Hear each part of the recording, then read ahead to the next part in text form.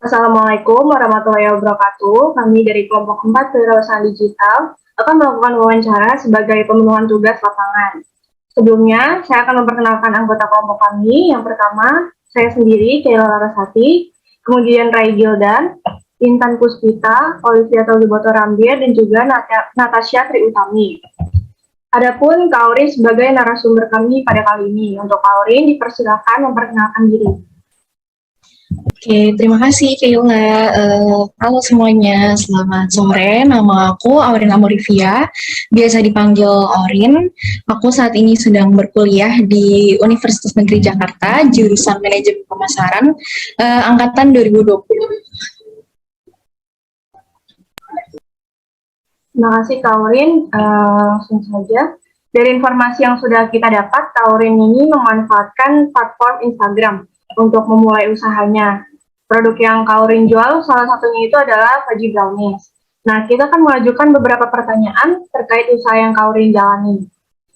Kalau boleh tahu sendiri, Kak Aurin itu memulai untuk menjual Fudgy Brownies ini sejak kapan ya? Terus ide awal Kak Aurin untuk memulai menjual Fudgy Brownies ini apa? Oke, terima kasih ya sebelumnya atas pertanyaannya. Aku izin share screen ya teman-teman. Oke, baik. Oke, jadi awal aku mulai usaha ini tepatnya itu 2020, waktu awal-awal banget pandemi, sekitar bulan Juli, ya bulan Juni Juli. Udah kelihatan kan ya share screen-nya? Oke. Ide awal aku bikin usaha ini tuh sebenarnya karena aku senang banget makan salah satu Fudgy Brownies punya brand sebelah yang satu slice itu agak pricey ya menurutku, dan ini Fudgy Brownies itu rasa espresso gitu, jadi dia ada aftertaste pahitnya yang menurut aku ini belum ada di mana-mana, susah dapetinnya gitu kan. Jadi aku senang banget beli Fudgy Brownies di situ, dan karena harganya yang cukup pricey menurut aku buat satu slice-nya, aku memutuskan buat kayak gimana ya caranya biar bisa sering makan itu tapi nggak mesti keluar duit banyak, atau enggak paling gitu aku balik modal gitu. Makanya aku cari-cari resep, dari Fudgy Brownies Espresso ini, dan mulailah untuk jualan Fudgy Brownies Espresso. Tapi awalnya itu waktu tes ombak, peminat dari Fudgy Brownies Espresso ini dikit banget ya, mungkin karena rasanya yang emang dia rasa kopi gitu, kopi banget, aftertaste-nya pahit, jadi kurang banyak nih yang suka gitu lidah-lidah orang Indonesia tuh.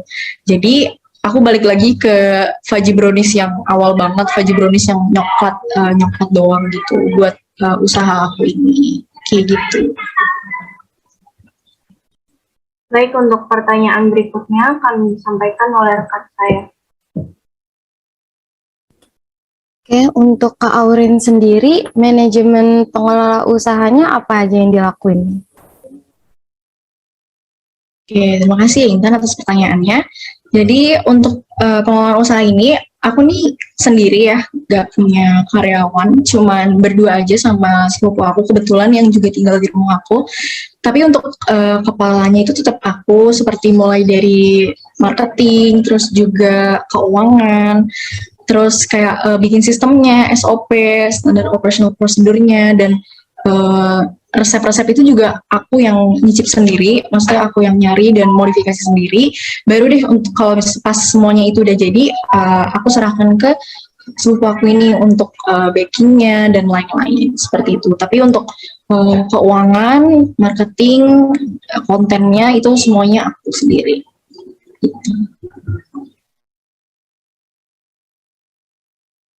Pertanyaan selanjutnya. Oke, baik. Untuk Kak Aurin ya, gimana sih Kak strategi pemasaran dari produk Kak Aurin ini di masa pandemi lagi ini? Oke, terima kasih ya Rai. Jadi untuk strategi pemasarannya, karena kebetulan aku juga dari prodi manajemen pemasaran kan ya, aku berusaha mengimplementasi semua yang aku pelajarin. Cuman kan aku ini masih usaha kecil ya, jadi belum berani aku pasang iklan di Instagram kayak Instagram Ads gitu-gitu. Aku belum berani pasang iklan.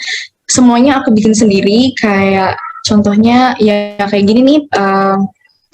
feeds di Instagram aku. Sebentar. Terus juga dari story-storynya itu semuanya aku yang pegang ya, aku yang bisa mulai dari rekam dan lain-lain.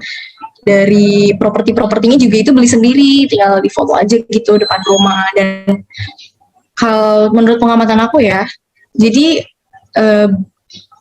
konsumen-konsumen aku tuh lebih tertarik sama konten-konten yang kayak gini nih, lebih nampilin browniesnya, atau bisa juga kayak gimana sih brownies ini dimakannya gitu, bisa pakai ice cream mungkin atau pakai tambahan coklat lagi kayak gitu sih yang untuk strategi pemasarannya.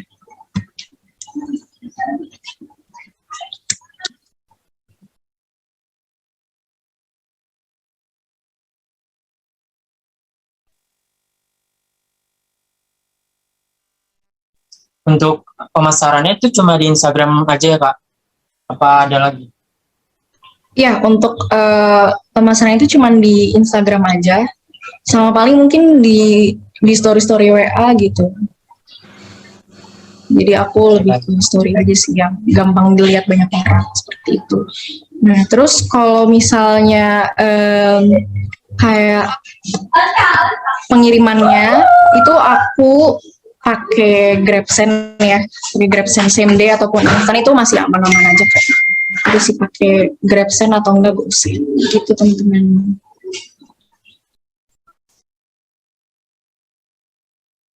Langsung ke pertanyaan selanjutnya. Oke, izin bertanya untuk Kak Aurin, apa sih strategi yang Kakak lakukan dalam menarik pelanggan untuk segmentasi konsumen? Oke, jadi aku ini awalnya punya target pasar itu anak-anak muda ya, maksudnya kayak seumuran kalian atau seumuran aku atau ya di atas dikit gitu, maksudnya masih 20-an kan ya, yang suka makanan manis-manis, snack-snack nyemil-nyemil sambil nuga sambil nyemil, makanya awal aku jual yang slice, tapi justru makin kesini aku paling banyak dapat pesanan tuh dari mungkin ibu-ibu yang mau ngasih ke tetangganya gitu untuk hampers, itu justru banyak pesannya dari situ, karena mungkin kalau misalnya untuk pelajar dan juga mahasiswa itu mungkin masih agak pricey ya, karena juga kan kualitas bahan yang aku pakai juga ya lumayan bagus, jadi agak pricey sebenarnya kalau untuk per slice-nya. So lakunya itu banyak di perloyang gitu sih.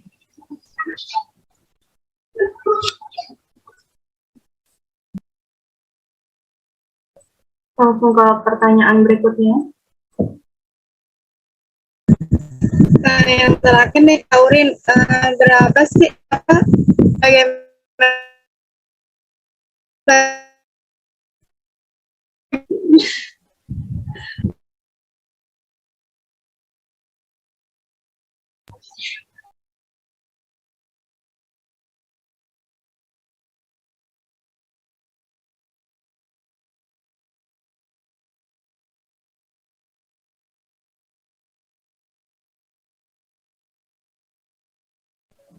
Saya gantikan aja ya, mungkin Natasha lagi terkendala jaringan. Untuk strategi pembiayaannya sendiri itu gimana Kak Aurin? Oke, ini maksudnya dari sistem keuangannya ya. Jadi karena ini aku ngelola sendiri ya, nggak bayar tim keuangan dan lain-lainnya. Jadi sebenarnya sama mungkin ya kayak pengusaha-pengusaha yang lain untuk di F&B.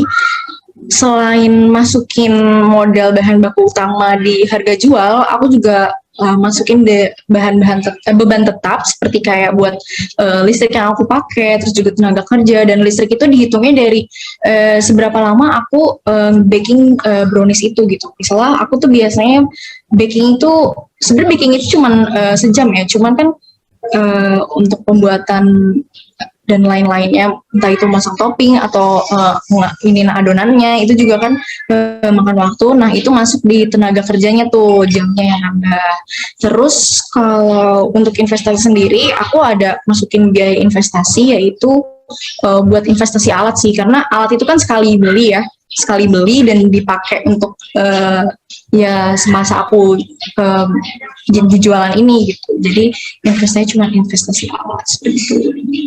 Dan ini aku sistemnya itu pre-order ya, jadi uang itu akan masuk duluan ke aku, baru biasanya uang itu akan masuk duluan ke aku, baru deh aku bisa belanja buat beli-beli bahannya kayak gitu. Karena ini sistemnya PO. Begitu teman-teman.